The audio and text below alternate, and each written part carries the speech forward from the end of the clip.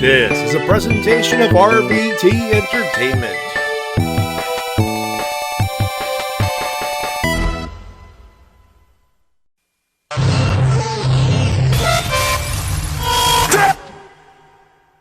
This isn't about the dead, it's about the living. It's about my mother. It's about my sister. It's about my wife. It's about the 14 years it took me to go from undesirable to un-goddamn deniable. You know, they say all men are created equal, but you look at me and you look at Small Joe, and you can see that statement is not true. Because I'm better than you, and you know it. In the back, there are men and women, seasoned professionals, dues paid in full, gunning to be the best. I'll always light the way, and all you have to do is let me in. Oh, a little bit of the bubbly.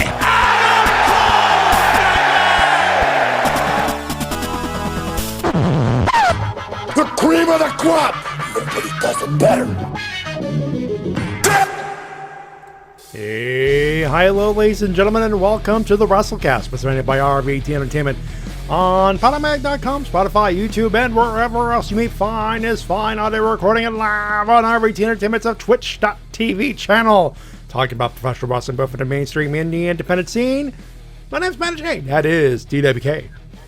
Whoa, you're just a shotgun jobber. Whoa, you're just a shotgun jobber. Whoa, you're just a shotgun jobber to Cody. That's a thing that happened. Also, thank you to Pugsley for subscribing to Tier 1, 7 months. Thank you very, very much for that.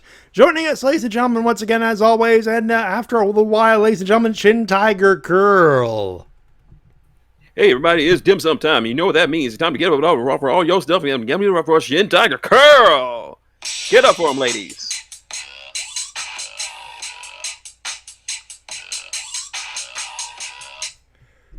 There you go.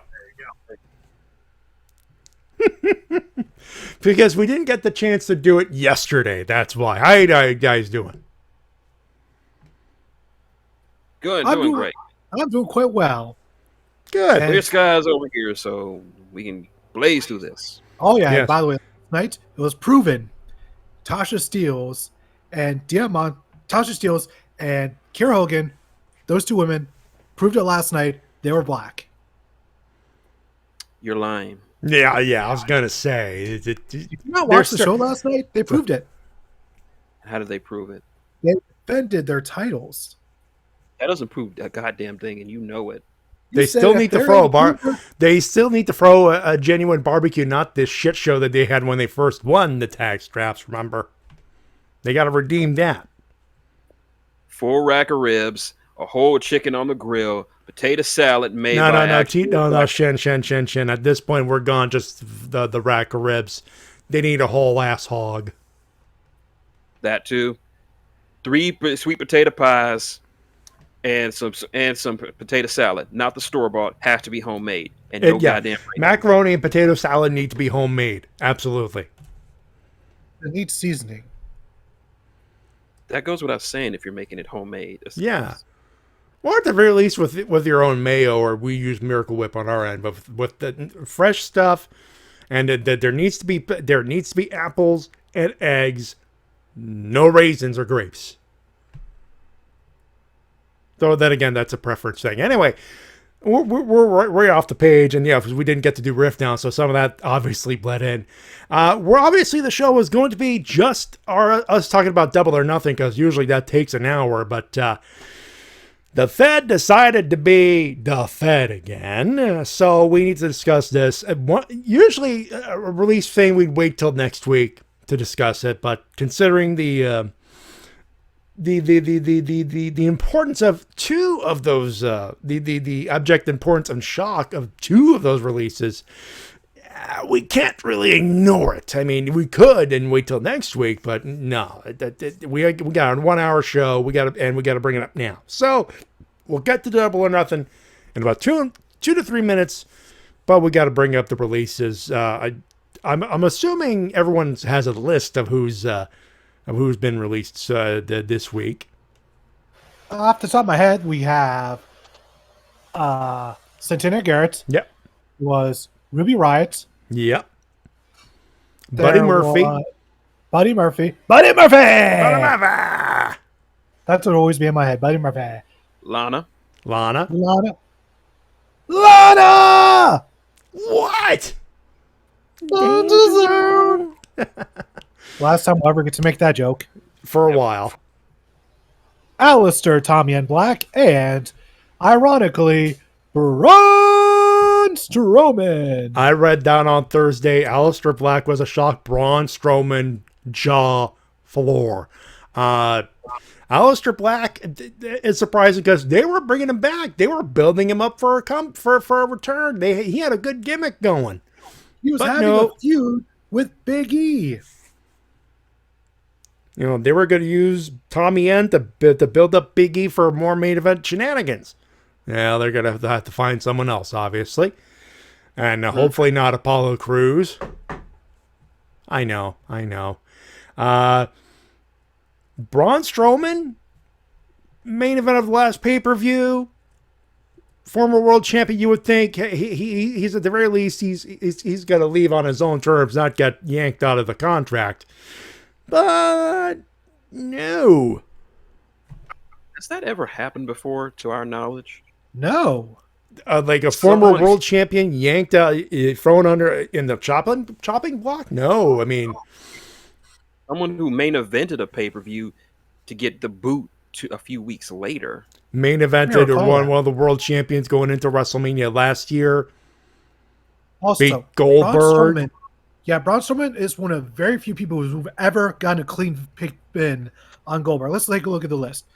People who've gotten a clean victory on Goldberg one-on-one matches. You have The Undertaker. You have Drew McIntyre. And you have Braun Strowman. That's the only ones on the top of my head that I can think of that got a clean win on him. One-on-one. And Brock. And Brock Lesnar. And Brock, yeah. Brock and Goldberg had a redemption feud. But that's another story. And yes, it's a lot of his budget cuts, but that's the main reason. But for a lot of people, they were asking for releases for a while, so it's not as surprising. I'm sure Lana was one of those. I'm like, well, you know, my hubby is my hubby's kicking ass, taking names, and you know, he's a best man. And I'm like, I was never invited to the fucking wedding, you bastards. Yeah, Miro is right now the Omar of AEW. I should not be getting that, but I got that. Hey yo, Miro coming. Yep. And Mira had a great tweet in response. Yeah, quote that if you know it, JC. If you could quote that, that'd be awesome. And of course, Braun, he wants to work. I believe he wants to be a bodybuilder. So I'm like, oh, fair enough, fair play. Go right ahead, bud.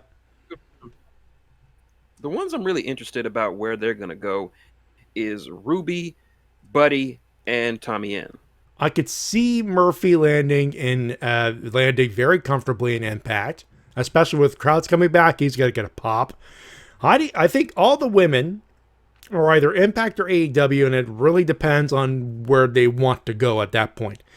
Strowman, I shrug, because at this point, I don't know where you want to go with him. Tommy End could wind up either in Ring of Honor or in AEW, and I don't think people would complain too much. But I think he could also end up in New Japan. Tommy End in New Japan would be boss. Tommy and Buddy Murphy could do well in New Japan. Yeah. And Buddy Murphy recently gained a new nickname since being released. What? Do you know what that nickname is? What? Kenny Omega. Damn it. Oh, that's going to go well. Anyway, that's the short version. We got to cut it off because we got to talk about the thing that happened last Sunday. By the way, let's get the outside stuff out of the way because next pay-per-view All Out on a Sunday. Boo. Full Gear in November, Saturday. Yay! Let's see. At the very least, and Sunday when they do All Out at this September, they're going to Chicago finally, and outside of Florida pay-per-view. One of my cities. Now, I don't know how full that arena is going to be, but the thumb is up. The thumb is indeed up. And Tony Schiavone announced a new announcer / analyst for the new show that'll be on TNT called Rampage. You damn right I'm going to be making that singer when it's time for that debut show. You best believe that. Tony Khan? Wow. Boom. Wow. What's up? Somebody go get the ass kick.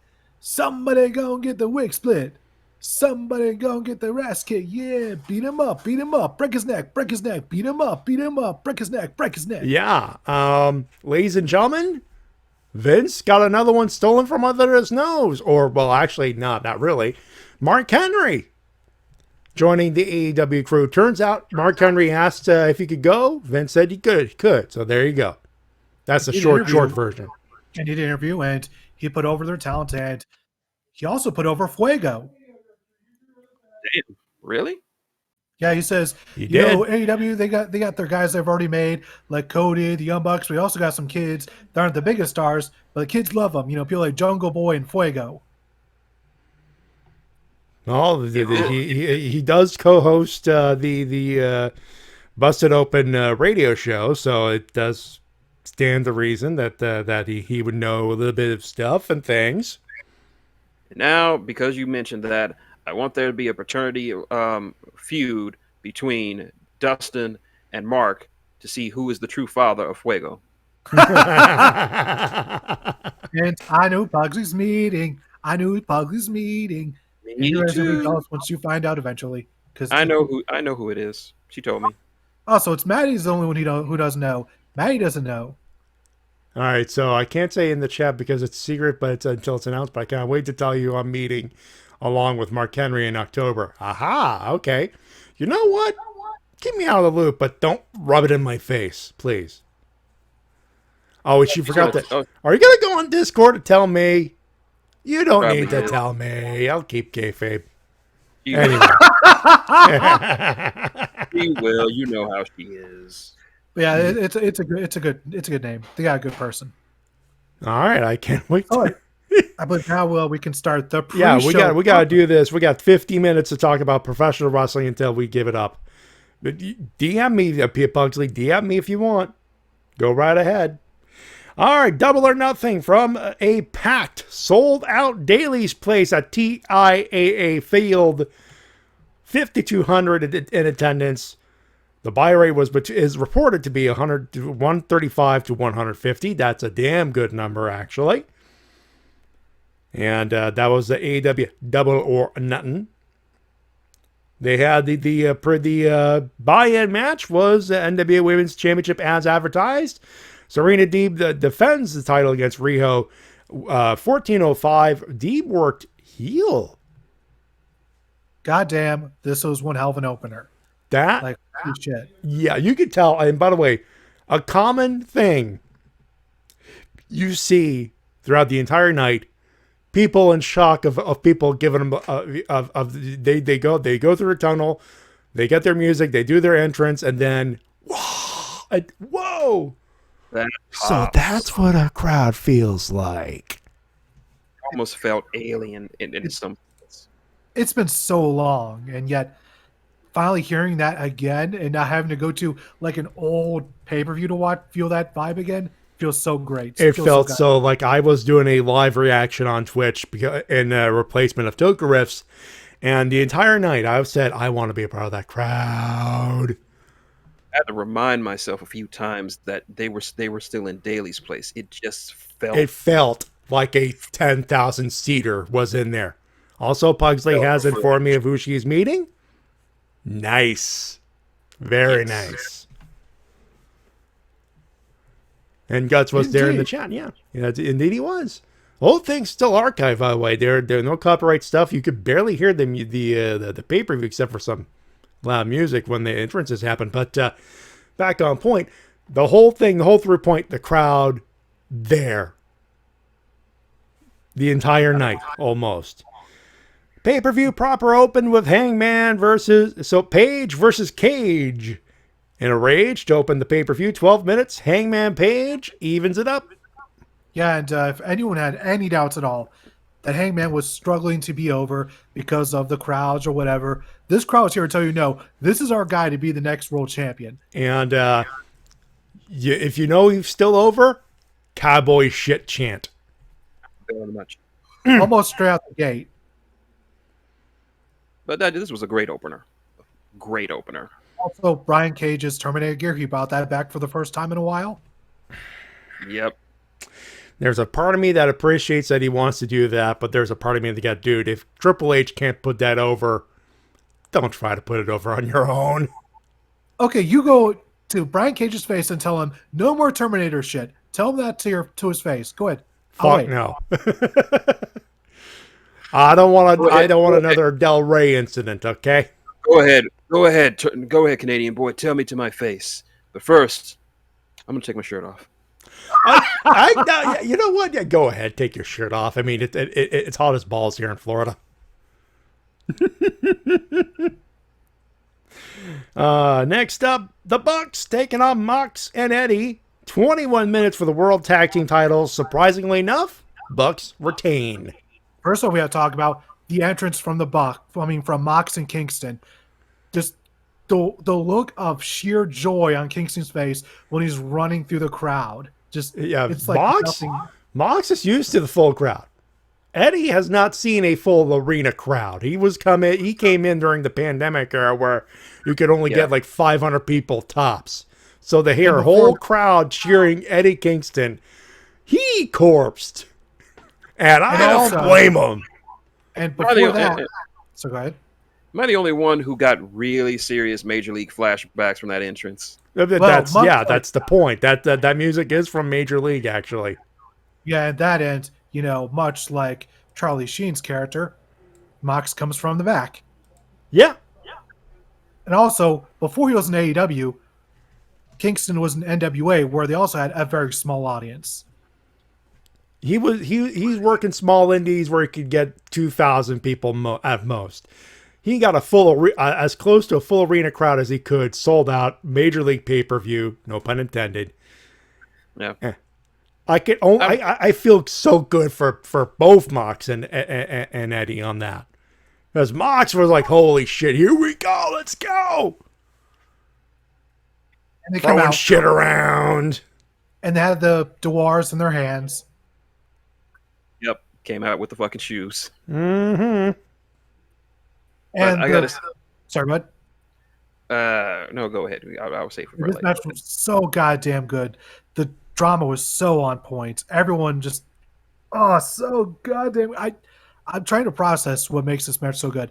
Part of it is just the fact that Young Bucks are so good at being dicks, and Mox and Kingston are so good at getting that sympathy from the crowd. It's for professional wrestlers being professional. Putting up a damn good tag team professional wrestling match. What I enjoyed about this match is the dichotomy of it. You know that Mox and Eddie were not going to match the Bucks in just pure athleticism. So it was the pure athleticism of the Bucks versus the sheer toughness of Eddie and Mox. So it was sort of like a war of attrition. Like, who would break first? Like, could Mox and Eddie overcome the superior tag team ability of the Bucks, or could the Bucks overcome the just sheer never say die of the two toughest guys in the entire roster? And on that night, the Bucks won. And it's on that night. And I love how much they played into it, because the Bucks have been in a tag team their entire life, not just their wrestling career, the entire life. Since they were kids, they were doing backyard wrestling together. So they've literally been tagging together essentially since birth. Whereas Kingston and Mox, while they've been brothers, they have not been tagging together for that long. So that really played into this match. And just, goddamn. And the ending, like 4 BT figures in a row, like they didn't let go of him. They knew that how damn tough Jon Moxley was, so they knew they had to go that extra level to put him down. So no one goes under. No one's getting buried. Both teams look good. Thumbs up. And to answer a complaint that I've been hearing people say about this match, for me, this match was so goddamn good. Rick Knox didn't even bother me. Really, people were bothered by Rick Knox? Yeah, because of all the interference from the Bucks. They're like, "Oh, Rick Knox, what are you doing? Get the Bucks out of there!" So much interference. Considering what we found out on BTE, it's kind of understandable. Yeah. Rivalry. That, and even if you don't know, go with BTE, it's like a world tag team title match. You want to throw a DQ in there? Go ahead. Let that crowd boo you out the building and beat the crap out of you. You're fucking up a good pay-per-view. The first pay-per-view for the crowd in like almost 2 years. Go ahead. You go to fuck ahead and fuck that up for everybody. One thing I do love about AEW is the fact that they will not throw out a DQ finish willy-nilly like we've seen other promotions do over the decades. Like, if we're ever going to see another DQ again, it's going to feel really, really earned. Like, the referees are like, "Oh, that's it. I've had enough." Like, it has to be like the absolute last straw. Like, they've tried everything they can. They're like, "Nope, fuck this. I'm throwing this match out." Yeah. All right, we got to move on, though. We got to move on. That says one criticism he has was that I believe this was once again with the Bucks, is that they were in the ring for longer than 10 seconds without tagging. And that is one of the rules. So it is one of the rules, but they're breaking rules. They're heels. They're supposed to break rules. Anyway. Okay. All right, do I read the whole list for this matchup? I feel like I should. Is it the Casino Battle Royale? Is that what the next match is? That's what it is. Christian Cage, Matt Sydal, Powerhouse Hobbs, Dustin Rhodes, Max Caster, Isaiah Cassidy, Matt Hardy, Preston Ten Vance, Nick Camarado, Serpentico, Brian Pillman Jr., who had a good outing, by the way, Griff Garrison, Colt Cabana, Anthony Bowens, Penta El Zero Miedo, Jungle Boy, Mark Quinn, Aaron Solo, Evil Uno, Lee Johnson, and the Joker, Leo Rush, all elite. Well, he's recently signed New Japan, but they're allowing AEW to use him for the moment. That's right, guys. I'm back. That 25-year-old piece of gold, the man of the hour, Leo Rush, right here. And Jungle Boy won it, last eliminating Christian Cage. Jungle Boy versus Kenny Omega, and the crowd popped a ball or two on Jungle Boy winning. And I gotta give props to Max Caster's rhymes. Pretty good this night. Solid. Even he knew not to mess with Powerhouse Hobbs. No. But Hit Row, take lessons from Max Caster on how to do battle rapping in wrestling. Hit Row's got a good gimmick, but they need a good rhymer. And he's in AEW right now. You can definitely tell these were written by Max himself. And also I like the story of the match where Matt Hardy was being protected by the Hart family, the Hardy family office. Yep, he was being protected by them the whole time. And the moment that they get dunked out, he's like, "Oh fuck, hey Christian, we go back, all those ladder matches and whatnot. Come on, buddy, friends. Oh fuck, but no." Also, Mike Shell. All I could say about the Joker is Rush. I can only imagine Leo Rush versus Ray Phoenix. A lot of people seem to be down on Leo Rush. Book it. Disappointment. Just fucking book it. Also, a lot of people seem to be down on Leo Rush as like a big disappointment. I'm like, I popped for it. Like I was excited to see him. I popped for it. I was like, okay, it's not what we expected, but fine. That's a good get. It just seemed like people who were down on Leo Rush only remember him as being Bobby Lashley's butt boy. That's it. They don't know about his work that he did in NXT afterwards. Or NXT afterwards, his MLW work is fine and dandy. And Guts Masters just said it best. Leo Rush versus Ray Phoenix. Gravity is optional. Yes, fucking please. So Leo Rush versus Ray Phoenix. Gravity is illegal. No. Gravity's not illegal. It's just there to be there to make it look like they're on the ground. That's all it is. It's the illusion of gravity at this point. Gravity is barred from the building. Gravity, you're suspended. Get the fuck out of there. And just to get to the point that Leo was on the match for like only 4 or 5 minutes. I choked a little bit. Yeah, that's the one disappointment. I almost choked myself out doing that. But no, yeah, the only thing that's disappointing about Leo Rush is the fact that he just lasted like a cup of coffee in the match, actually. Cup of coffee in the big time. Coffee in the Battle Royal 2330, yeah. Don't underestimate Leo Rush because the cream always rises to the top. Yeah. Yes, sir. Also, shout out to Penta for rocking the Joker gear. Beautiful. Yeah. I love it. I always love whenever someone has like pay-per-view gear. Makes the event feel a little bit more special. Also, I love that ending sequence between Christian and Jungle Boy. Oh, yeah, where like he tries to throw Jungle Boy into the turnbuckle, but he just 619s around it. Yeah. Brilliant stuff. And the crowd was into it the whole time. Just they are pulling for Jungle Boy so hard, but they're like, oh, we want him to win, but Christian's probably gonna win, but we really want Jungle Boy. And they actually let Jungle Boy win, and the crowd went insane. Oh. It was Christian who did the job for him. Christian did the job for him, went to him after the match, looked like he was arguing, and then it's like, dude, hug him. Go get basically saying, go get that goddamn belt. Get it. Yep. Yeah, imagine actually giving the crowd victories that they want to see. Insane. I know, right? It's almost like it makes total sense.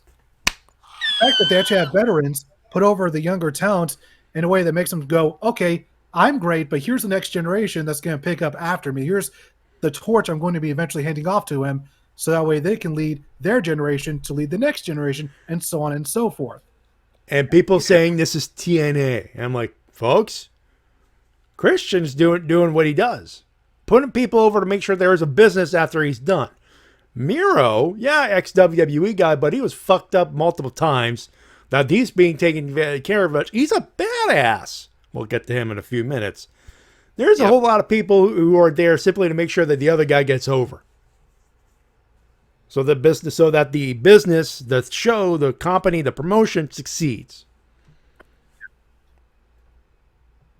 So now, speaking of putting people over, also I should note that they do this without making anyone look less. So they don't make Christian look like a geek by losing. They make him look like the strong veteran he is. But on that night, Jungle Boy was just better than him. Thank you, Brian Alvarez. All right, speaking of putting people over, this one got to stink a little bit. Cody Rhodes over Anthony Ogogo, 10:55, and a lot of people saying, oh, this is Braun, they're doing this and doing that. First off, I wasn't a fan of this. I was not a fan of this match, really. Can't say I blame you, though. There's a few moments I liked. I liked that when Cody had Ogogo in the figure four, Ogogo got out of it by just punching Cody in the face. He had the reach for it. No, I am not exactly a fan of the finish, but I must present a theory. The fact that the cosplay, practically cosplayed Homelander, the overabundance of Americana. Yeah, the jingoism. The jingoism, the overabundance, the overuse of symbolism, and obviously the Homelander cosplay leads me to believe Cody's trying something. I think he's testing the temperature of the room. I think, not now, not in a couple of months, but I think Cody, by beating Ogogo, and the way he did, the way he looked, the presentation of him, I get the feeling he's testing the room to see if he can turn heel. I mean, not just in the building, but the internet, the wrestling, the reaction, the general reaction. According to Guts, apparently Cody at one point said he'll never turn heel again. Really? Then why did he cosplay as Homelander, who is a low-key one of the villains of The Boys? That is an interesting There question. is a lot of symbolism that leads to me to believe that this isn't just a clear-cut baby face heel thing, and they're going to bury the kid. I was like, no, the kid looked decent. They made him look like he's ahead of present danger and everything else. A lot of people comparing him to Triple H. I said, folks, he put over Brody Lee in his final singles title run. He put over Darby Allin. Yeah. Maybe it's an executive decision. Hey, we're not ready to push a go to the moon yet, but we want to see. This is a testing of the waters match. Now, was it a good match? Not really. No, it was very middle of the road. Like I said, it had its nice moments every here and there.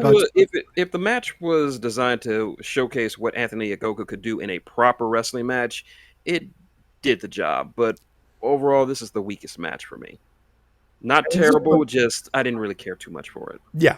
For me, this is just the match where I was like, this is like the only match on the show where it just kind of grinded to a halt for a while. For me. This was essentially the dead slot match. And they try to make it look big, and no, not really.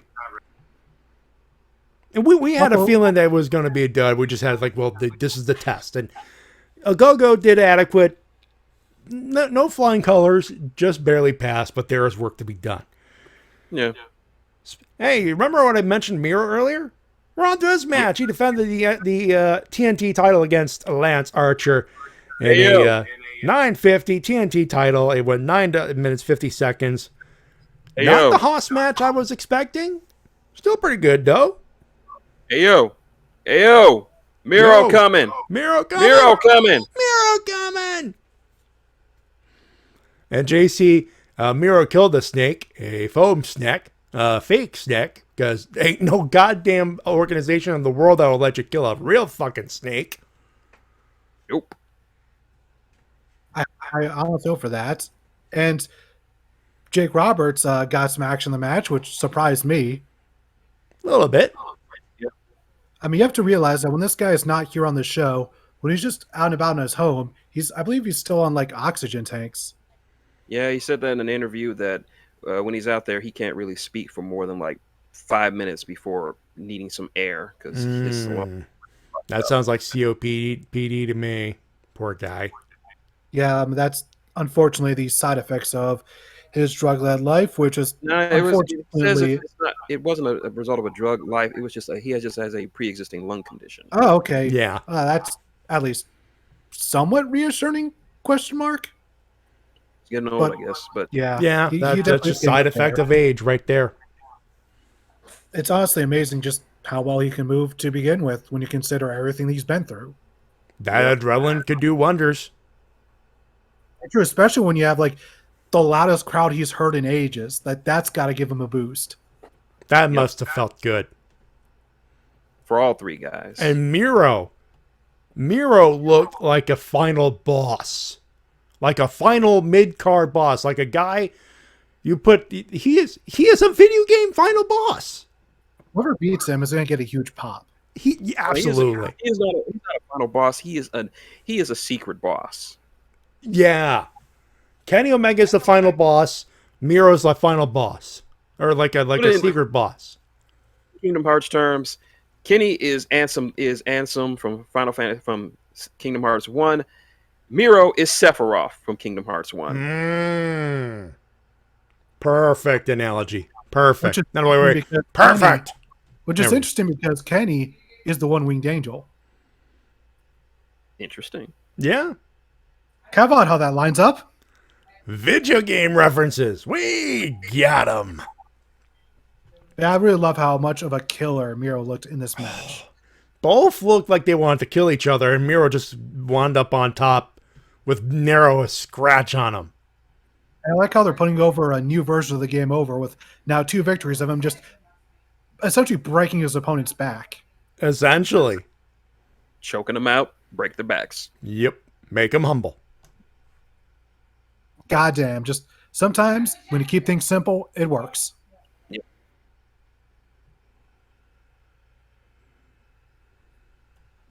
All right, sorry, I derped out a little bit. Next up, let's see. Oh, there we go. Dr. Britt Baker, DMD, taking on Hikaru Shida and defeating Hikaru Shida with fuck. The Lockjaw. 1720 Lockjaw and new women's champion. Yep. One thing we didn't cover last week because it happened on a Friday Night Dynamite is that they presented Hikaru Shida with the new AEW Women's World Title, which is actually bigger than it's same design, but just about 25% So same bigger. design, bit bigger, and instead of 7 plates, it's 5 plates. Like the main plate and 5 side plates. People are still saying it's an ugly belt. Fuck you. It's nice. It's a nice looking belt. Yeah, it's Fuck pretty you. nice. I like it. People say it's still ugly as fuck. No, fuck you. Now, like, You don't now get that- to call it ugly. Now that it's actually decent size, it actually looks pretty good. And they did a good job of putting over Hikaru Shida, as like this fighting champion right into the bitter end. And she got to fight in front of a large crowd, What you wanted. which she wanted. For me, I think this is just what I've been saying this is what I've been saying since the beginning of the year, since that non-sanctioned match between Rosa and Baker. The women this is a turning point. They're reaching a turning point with the women's division. It's going to explode this year. I know it. Considering you got Baker as champion, Sheeta's probably going to be chasing her. Mm-hmm. You got Atlanta making her return. You got Jade Cargill being awesome at damn near everything she does. You got Red Velvet coming up. Thunder Rosa is still there. Serena Deeb is still is hanging around. The women are going. This year is going to be. This is just a list of the credible contenders. You add people like Heidi Lovelace, the former Ruby Riott, and Santana Garrett. That's a couple names right there. Mickie James, if she wants to show up in AEW, that's a credible challenger right there. Yeah, it's looking good. When is Anna Jay due back? I know she's due back sometime soon. I'm not sure when. End of the year, I think. Possibly, but yeah, this match. Also, we know that on a regular basis, like I guess not, but it's been more than one occasion. Like it's been enough for me to call it a regular basis that the women do get some of the highest ratings each week. Because whoever's booking them, they're doing a good job of it. Absolutely. I not only give a shit about the women, I actually look forward to women's matches on Dynamite. You can disagree with all you want, JC. These are my true feelings. I don't bullshit around. Yeah, the women are markedly better than they were last year. There's an improvement. And JC, no, there's no turning point, Shin. There's still the only bare minimum of the women's division. If you ask me to name every woman in AEW with a personality, I don't think they'll be able to get 5. To be clear, I'm not criticizing the wrestlers. I'm criticizing the booking. The booking can be 50-50, but now everyone's back. It's starting to get a build-up. They got Britt Baker as the champion. She could get a rematch. They got the women to pull it off, and they're starting to get the booking to work along with them. The women are ready to kickstart their division. And you're talking about personality. We got an alien. We got a dentist. Hikaru Shida's come on to on a promo. You have a zombie. You have a fucking zombie.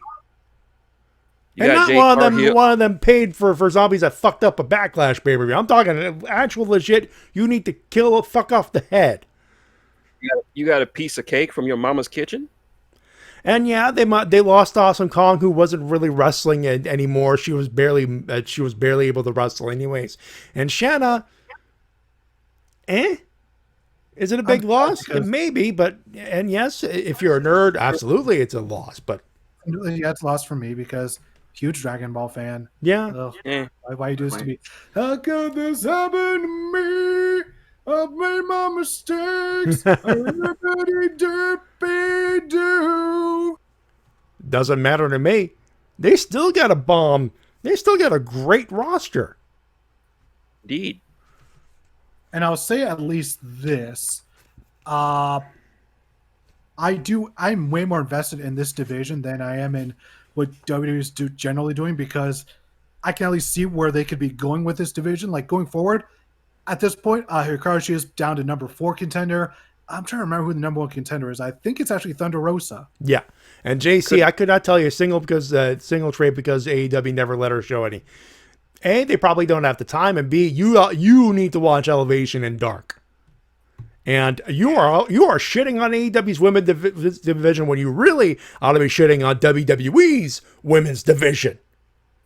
Yeah, women. Because there's the big fuck up. There's the big derp right there.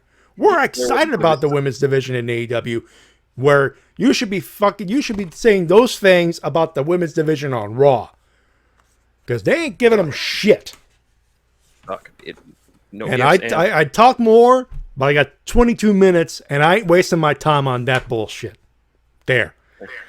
Darby Allin and Sting defeated the Men of the Year. There you go, Ethan Page and Scorpio Sky. I know you guys want to keep talking, but we got to move. We got to move. All right, and they don't. They do not apply equally to both. WWE's fucking up. AEW isn't. Period. Moving on. Darby Allin and Sting. The one thing I did like about that was Scorpio Sky giving Sting a suplex on the ramp. Sky's on the chips, and Sting goes, "Hello," and Sky's going, "He's right behind me, isn't he?" That's a fucking meme right there, bud. I gotta say, I didn't really care too much about this match, but god damn it, Sting. Are you sure he's 62 years old? I know, right? I have not seen Sting move around this well since he was in goddamn Impact. That was like, what, almost a decade ago? Yeah. Yeah. Almost over a decade ago. I could not believe Sting was moving around this well. Has he been hanging around DDP recently or something? I would not be surprised. Been drinking whatever Dustin Rhodes has been drinking for the last 10 years? What the fuck? Why couldn't we get this Sting while he was in WWE? And people say, well, they've buried Ethan Page and Scorpio Sky. Maybe, but this match was literally Sting and Darby Allin. Here they are. They're going to win. You're going to get what you want. Ethan Page and Scorpio Sky will be fine. A little bit of rebuild. They're going to be fine. A great record as a tag team. They will be fine. And this is also the best Scorpion Deathlock we've seen from Sting in years. Damn. I can't remember where I found a Scorpion Deathlock this good. You get to go to Impact to see that. Earlier Impact runs, because towards the end of his Impact run, he could barely lock that in.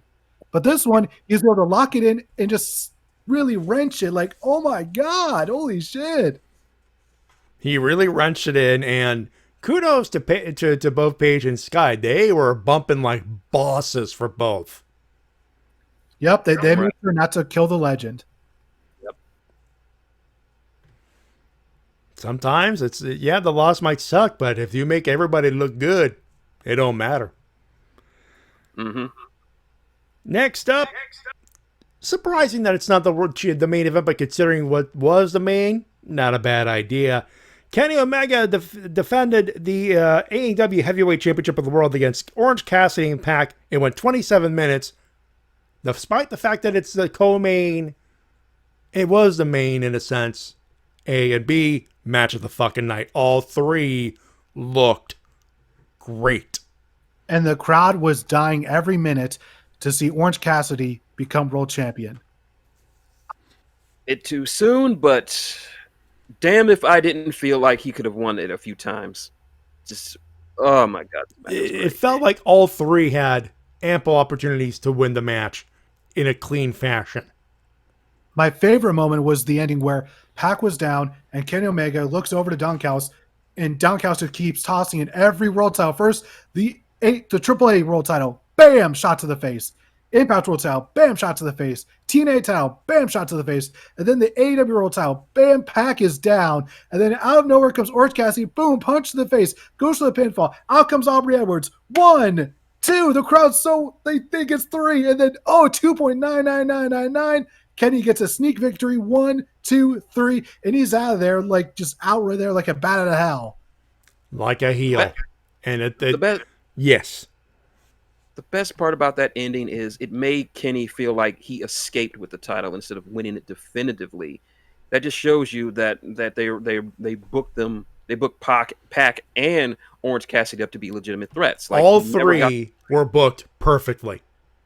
Kenny never got never got the chance to use the one wing angel to sink in that definitive pin. He just had to escape. And that's the key, because now there's that idea. Yes, there were setups, but no one got it. So you still have that idea. You have the perfect excuse to book the match down the line, one-on-one matches down the line. And the way the crowd's reacting, you could actually believe either Pac or even Orange Cassidy becoming a world champion. That's fucking amazing. I love this. By the way, how close are you to the mic? Because I keep raising the volume on your end. Oh, sorry about that. There we go. strange. Much better. This is what you get when you have a healthy main event scene. So many challengers, so many potential world champions coming up and down the line. That felt good. It feels good to have right? And after using your upper mid card to tease them being champions to see like, maybe down the line I could put the belt on them, but let's put them in a world title match on this show just to see how the crowd reacts to it, just as a little teaser. Again, testing the temperature. taste. And the temperature for Orange Cassidy and Pac seems absolutely perfect. I would not be surprised if within the next few years, both of these guys are world champion. I want to see the AEW world title in that backpack. Yes. Transport. It should be noted that when Orange Cassidy made his entrance, he was accompanied by best friends who were carrying a backpack for him because he wanted to put the world title in the backpack. Yep. Because he's Orange Cassidy. Why wouldn't he? Yeah, makes sense. I believe he did that for a couple of titles in the Indies, but I cannot confirm or deny that at press time. All right. What they need to bring in We Orange got 10 Cassidy. minutes. All right. I know. What? I know. But we got 10 minutes to talk about the main event. If less so. We got to move. I'm sorry. Okay. I know. Bring back the Orange Mist. That's it. I'm done. There you go. Much said. There you go. That makes sense. Stadium Stampede 2. Inner Circle versus the Pinnacle. 31-30. Of course, if the Inner Circle had lost, they would have been donezo, but that's not the case. Sammy Guevara scored the winning pin to make the Inner Circle stick around a little while. Of course, we have to talk about that entrance. Actually coming down the actual Jumbotron on like fucking like climbing gear. Yep. Like fucking A-Team. Of course, if you watch the pay-per-view, it looks really badass, but if you've seen Sammy's vlog, all you see is them jumping down and going, ah! Yeah. Because they're legitimately like 50 feet up. That would be terrifying. They're let's go. Okay, camera's off. I'm scared. I'm shirting my pants. I'm gonna say it right now. Better than last year. It's even for me. I can't choose between the two because last year was just good old-fashioned fun. This year it felt like something was on the line and that the Pinnacle could actually win. This was a war. This felt, last year was comedy and let's goof around and give some people something to watch. This year was, it's apples and oranges in a sense. A lot of people are saying this is cinematic, this is bullshit, this is that. Again, another theory. I think Guevara and Spears, Jericho, MGF, live, everything else was taped, pre-taped, during or whatever. I think it was a mix of both. Everything was pre-taped until they got to the arena, is from what I understand. That was a great moment. And for all the action stuff that was pre-taped, they brought in one of the stunt coordinators from the John Wick films. Shit. No wonder it felt. Yeah, I know, right? And kudos during the LAX, sorry, I say LAX, the Santana Ortiz and FTR segment, Conan, background as the DJ. Well, that was an LAX reunion. That was an LAX reunion. It was. That's why I bring up the LAX.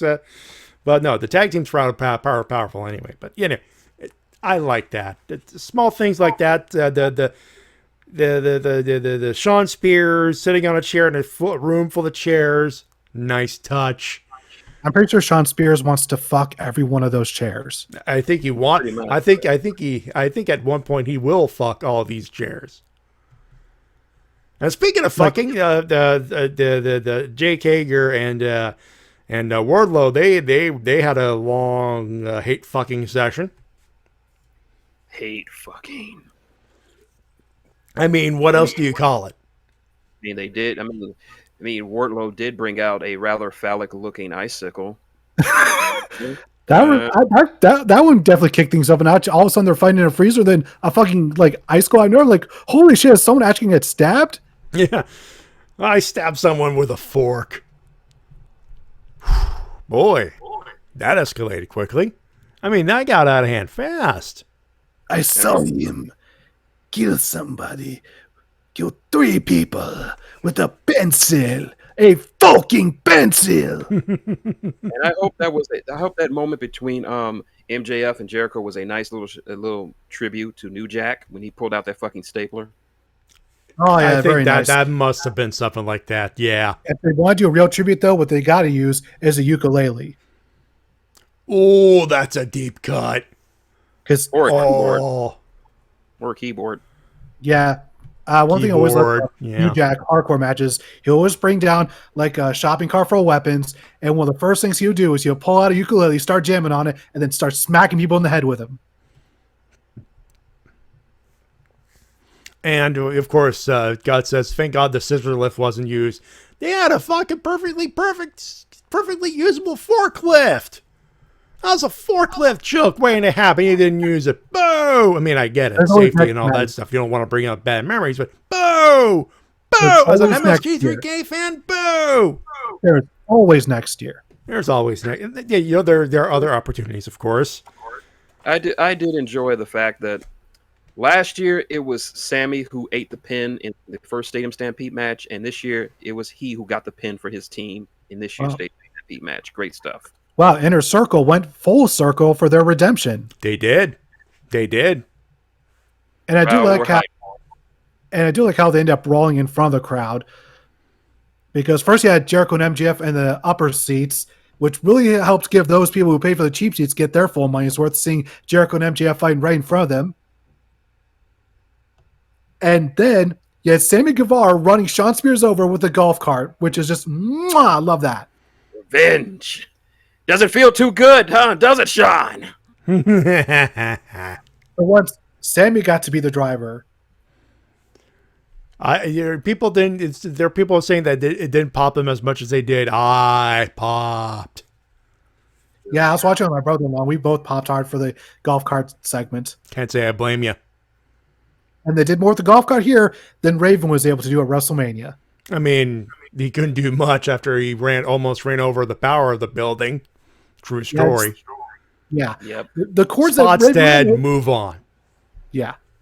I wonder like what they were going to do with that if they didn't almost kill the whole pay-per-view. I just wonder, like, imagine having one of the greatest WrestleManias almost not happen because of one little snafu. Would have had a lot of pissed off Texans, I can tell you that. Ooh, daddy. That would have been a goof up. That would have been a goof up. Gonna need a lot of Whataburger to make up for that. Whataburger, McDonald's. I'm pretty sure the 2 or 3 barbecue joints would have to been used. So overall, an excellent match here to end the show with the crowd singing along to Judas. Yes. Great way to end a comeback pay-per-view like that in front of a crowd. Boys, I think it is time to rate it. All right, What you're up shall first, we Shin. say? My rating, 4.6 out of 5. Goddamn, if you're going to come back with crowds, is the best way to do it. I loved almost every match in this card. The only match I didn't really care for was a Go-Go versus Cody. That knocked it down a little bit, but AEW knocked it out of the park with their first full crowd show in over a year. Kudos, boys. You deserve it. I couldn't agree more. I gave the show 4.5 out of 5. This is Everything where I'm besides sitting. Cody. This was not perfect. There were a few hiccups, and a lot of stuff could have gone very wrong very fast. But they You know what? They right now they have pay-per-view of the year. 4.5 out of 5 easily. Yes. Easily. Especially because this felt like the first time real wrestling event that felt really back. Like WrestleMania almost felt like that, but this felt like that on a whole nother level because they gave you night one for WrestleMania felt like they were back, and then night two, and then they were back to the horse shit. Here, full sold out crowd. Hopefully, no one got the COVID. That would have been Get your vaccines, people. Get your vaccines. Yep. And but it felt like we're back. In about 7 minutes, it looks like we're going to be back to it again, and I'm looking very much forward to that. Me too. That being said, let's talk some winners and losers, boys. Oh yeah, you already know the D-Cell's coming in. Throwing the D-Cell. D-Cell Battery Award goes to WWE for letting us so many talented folks go. Just god damn, Vince, what the fuck were you thinking? I know you're trying to sell the company, but it's only a rumor though. That's only a rumor so far. Yeah. But a lot of speculation leads to they're probably trying to trim up some to make everything look good. As for just overall losers, I'm just gonna say Raw's women's division, Shayna Baszler jobbing out to fucking Reginald. The fuck? Sad. Hit Row, I am really not feeling Hit Row. It's a good gimmick. It's a good group for Swerve. I love Swerve. They're not Max Caster. Nobody can be Max Caster. I'm sorry. And a Go-Go versus Cody. The only small little blemish on an otherwise great show. That's it. I don't know if it's worthy of a loser, but fair enough. Teed up. I'll just give him a loser to WWE for pretty much every mistake you could list off. You could probably spend 30 minutes listing off every mistake from the past week in WWE, so I'm not going to bore you with the details. You already know them. Fuck, if this was a regular show, we'd probably spend the third segment, like 10 minutes of the third segment, just listing it off.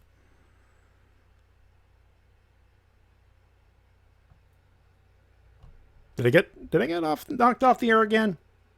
Hopefully not. No, okay, because you guys just scare me when you give me that dead air.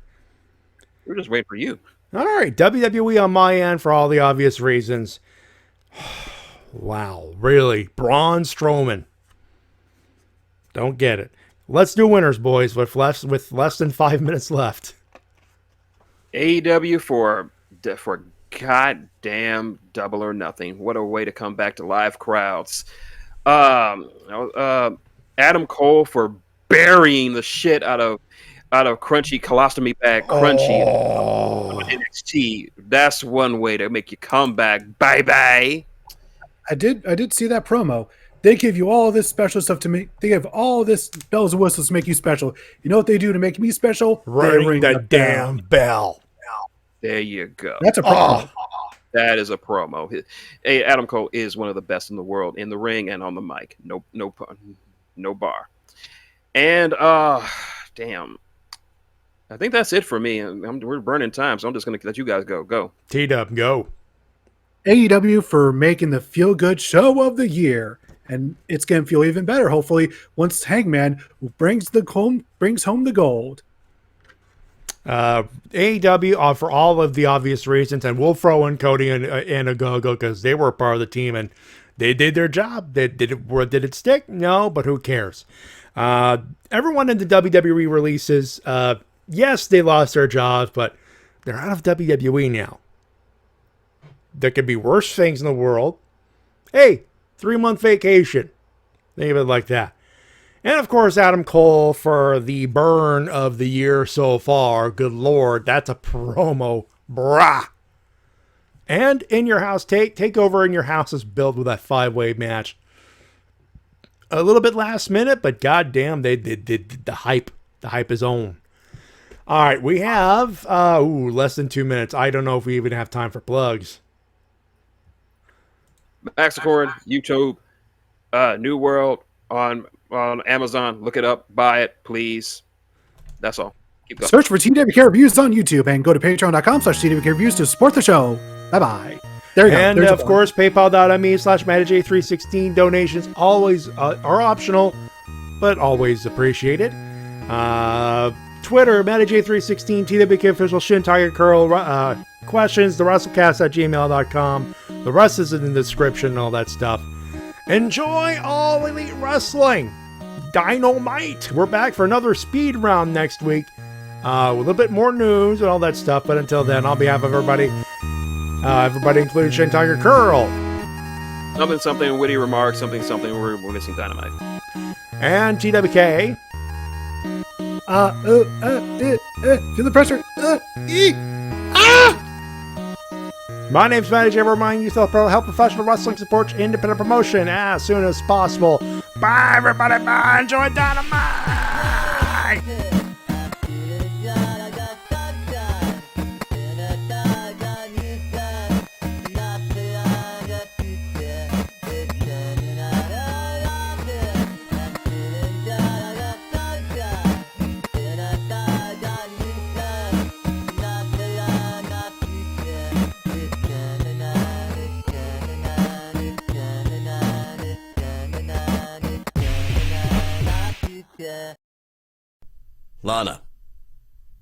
Lana.